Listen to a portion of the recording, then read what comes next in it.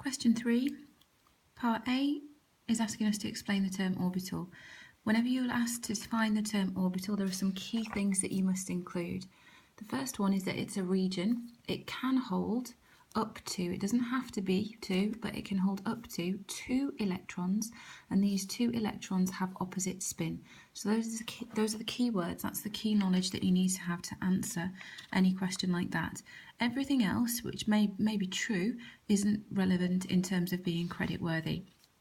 Complete the electronic configuration below in terms of subshells for an atom of sulfur. The first thing you would need to do here is to look at how many electrons does sulfur have. 16 electrons, and we know this from the periodic table. Number of electrons is equal to number of protons, which is the bottom number, the atomic number. We need to know from memory the order of filling is from 1s, 2s, 2p, 3s, 3p, and we fill up until we reach 16. We need to recall that the s orbitals hold 2, same as every orbital, but also that the p subshell is made up of 3 orbitals. So 1s2, 2s2, 2p6, 3s2, 3p4. The next question is asking us how many full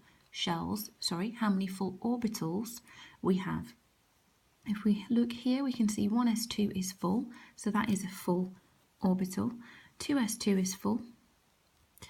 2p has 6 electrons, which means that it has 3 lots of orbitals and that they all must be filled. The 3s has 2 electrons and therefore is also full. At this point, it gets a little bit confusing. 3p has 4 electrons in it. However, we have got only 1 full orbital. We need to recall that when we have the 3 orbitals, we fill 1, then 2, and then 3, and then pairing occurs at the 4th electron. So the electrons prefer to not pair until they have to.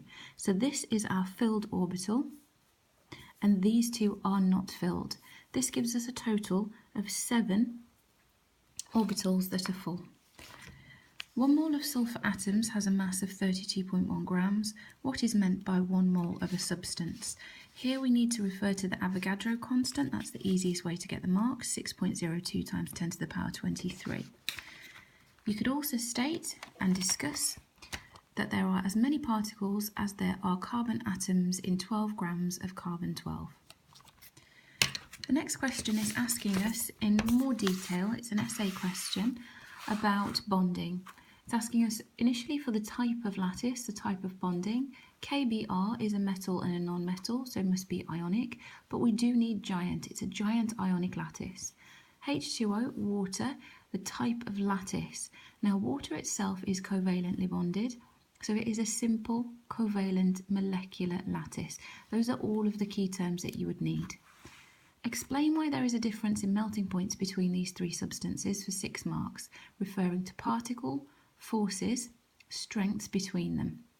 In this question, you would need to have a look at all of those things. So start off by remembering melting point is when you are encouraging the atoms or the molecules to separate from each other.